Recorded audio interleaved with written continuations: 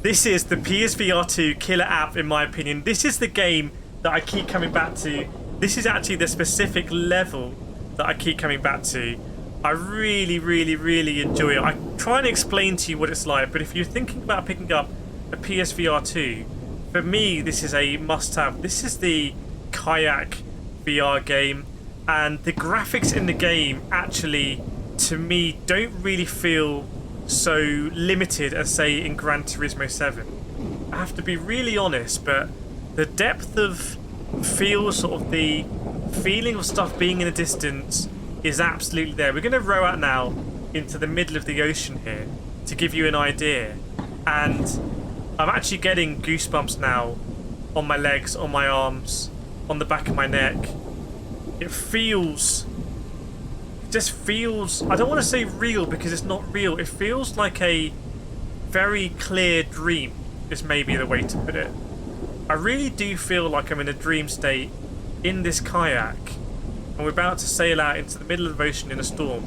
By the way, I actually find this quite relaxing. Like, this is really, really, really relaxing to me. Let me know in the comments whether you find this relaxing or if it's more of a nightmare. But the sensation of going over the waves is, you know, I think would be enough to make some people sick as well. This kind of feeling of bobbing is very authentic, having been someone that I used to kayak a little bit actually. But we're going to go out here and, yeah, you know, if I was to look really closely at the rain splattering off the sea, I would see that it's sort of, you know, it reminds me of when it used to rain in Time Splitters 2, if anyone remembers that level. When you look at it closely, you can see it's a game. The same with sort of the rain, you know, impact marks on the waves. But just look at the to me, never ending, because it vanishes at the horizon, kind of infinite amount of water and waves. And we're just going to keep going here past these buoys. Now, I believe, if I recall, there's also a cliff face on the left-hand side, and we might see it if we get a lightning strike there. Obviously, there's a cliff face behind us, but I really want to show you that one in the distance, because when the lightning strikes that, you know, you get that sensation of being really far away. We almost, I think, saw it there. You can see, can you just see lightning behind it, revealing the ridge at the top? I'm going to keep looking this way. Just want to keep just going out to see this way though. Just have a look and see if you can see that cliff face in the distance, if it's going to get illuminated by a lightning strike. This is absolutely unreal. I'm actually just going to do my secret technique now. We're going to become a kayak speedboat. How fast can we go?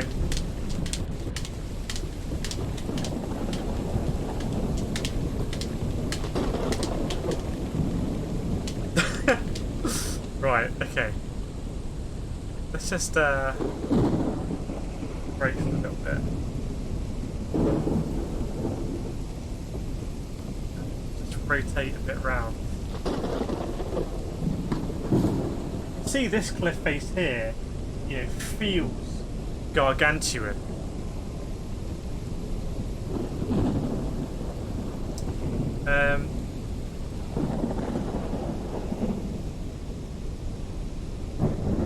Look at the lightning strike. I mean, I just like facing out to the infinity of the sea. I'm someone that when I go to a beach, I go as far as I can into the sea. But yeah, this is a very tranquil experience for me. The rain, it's almost, it maybe is therapeutic.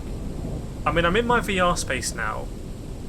You know, I can't really be reached. I can't really be distracted unless something very severe happens in the real world. But it's in an age we live in where we're always on our phones, laptops, TVs, you know, we're always chattering away. This is just strips away all of that. You know, this is a really powerful example of what VR does. It traps you in this headset. Kind of want to see a lightning strike very close. And definitely the graphical fidelity in this kayak game is better than Gran Turismo 7. I mean, this is a game that's built from entirely from the ground up to be in VR. So they can max out the processing power available and design around it. Whereas Gran Turismo 7, yes, I'm sure it was made with VR in mind, but it was also made to be many things. I guess a system seller of PS5, then also a game to sell on PS4, and also a game to sell on PSVR2. It's a jack of all trades, and as the Gran Turismo 7 community will tell you, it definitely kind of suffers a little bit. It's an incredible game. Whereas this is a purpose-built VR experience. You know, this is where we're meant to be. And all of the rendering, graphical and computing capability is put into making me feel like I'm in a kayak off the, well, I guess in the ocean off Norway, just sitting here waiting to be struck by lightning. So it is an incredible experience. I want to show you the different vibe VR can give you. So if I take you here, bear with me, we're going to go now to Antarctica, and we're going to go at sunset. And this is a very different, serene vibe. There's going to be penguins here. By the way, if you made it this far in the video, just type penguins in the chat or put a penguin emoji. It'll really confuse the people that were like, oh, I don't like this game, but then just scan the comments. But look at the vibe here. Look at that, you know, mountain going up there.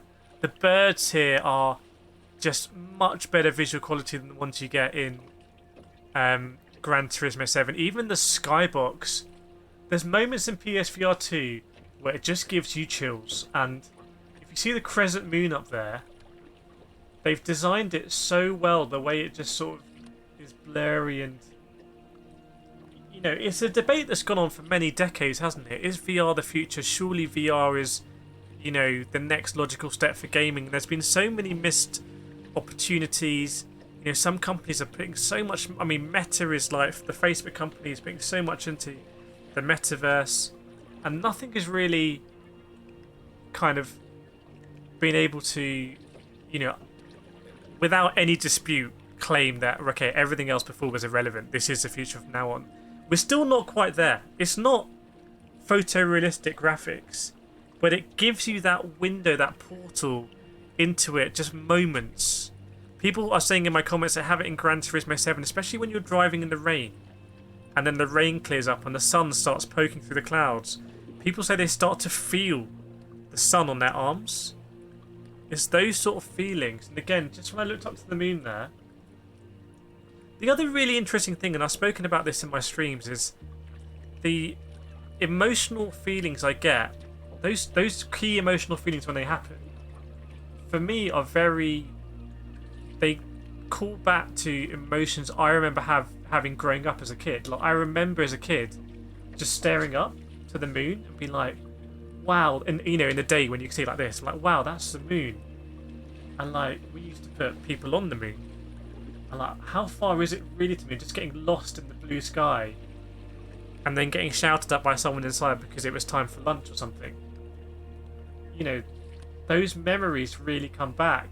The same when I was in Gran Turismo 7, the same thing about, you know, when it's really wet and the conditions really great. It reminds me of sitting inside as a kid and like, I can't go outside and play football because it's raining, and I can't go out and see my mates and stuff like that. When's it going to dry up? Those sort of things, it brings back those memories. And I don't know if it's because they're sort of formative memories and VR is a little bit of a dreamscape, or if it's because they call back to a time when there were less distractions.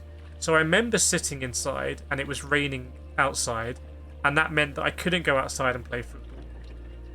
And that was all I wanted to do at that time. All I wanted to do was go out and just play football with my mates. And I couldn't. Whereas now, it wouldn't matter. I'd be on my phone, I'd be on the PlayStation, I'd be, you know, doing whatever. So many distractions, so, you know, not enough time. And I think just the isolation you have here just really brings it back. And I want to take you to see a penguin here.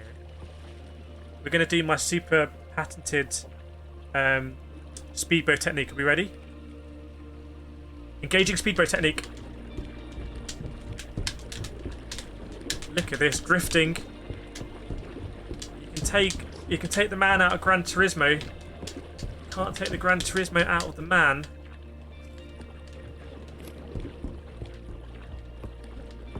We're really motoring now. I wonder how fast you can go in this. Oh, that's actually genuinely a more efficient technique than my speedboat technique. That's quite awkward. There's a penguin. Let's go say hello to our penguin friends.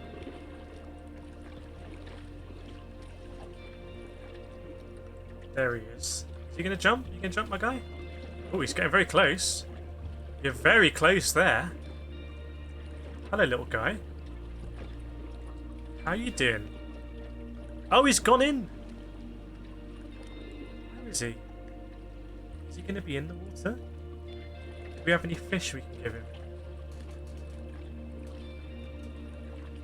Can anyone see a penguin? You'll be able to see it quicker than me, by the way, viewers, because your graphics are better in the past 3, even though you're in the future. So you have to let me know. It's a bit of a mind bender, that one, isn't it? I can't see the penguin. Let's go over to our little bloke over here.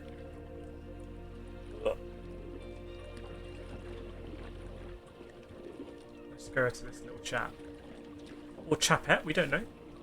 I'm not David Attenborough. And over here, you have a very rare sight of a black penguin. I'm not very good at impressions, am I?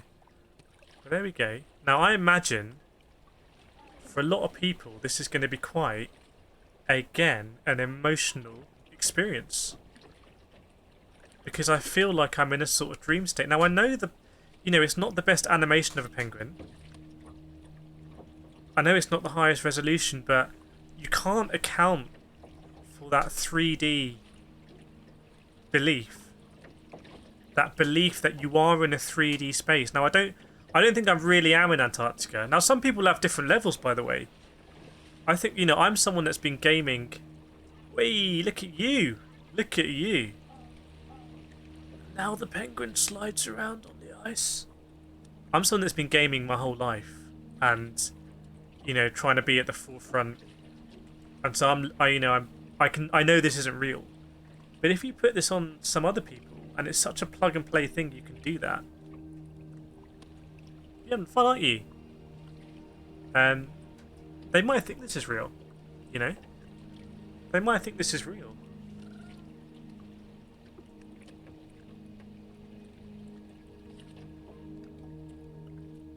The question is, where does this lead? Like, where is PSVR2 going to go? Are we going to see, some genuinely must-have games? Because let's be honest, right? I don't think PSVR1 ever got there. There were some great games. I'd love the heading game when you had to head the footballs. I think it was Blood and Truth, or the gangster one in London. Absolutely loved that. I loved playing Skyrim. I'm alright. But there were never really any killer apps. Now Horizon VR is a big one. And GT7 is a big one. And Kayak is, for me, the killer app right now for PSVR2. But it's still niche. Are we going to see something fundamentally... is someone going to commit big? There's so many experiences you could do. What about a FIFA VR mode where you're kind of on the pitch? What about, I'm really thinking off the top of my head now. Ace Combat, like a proper Ace Combat game, could be absolutely unreal. What about a Call of Duty, absolutely legendary first player? Think about the great single player first person shooter campaigns. Call of Duty 1, insane. Titanfall 2, absolutely insane. I really like Battlefield 2 Modern Combat on console. These sort of games, legendary campaigns. Imagine something like that on PSVR 2. But I'm going to end this video now. Please make sure you are subscribed if you like this kind of chat. I don't even know if anyone's watching. I'm just sitting in my kayak. But we're going to make some more videos like this if people want to watch them. I'm going to chill out here. I'm probably going to fall asleep. So I'll see you. See you in the next one.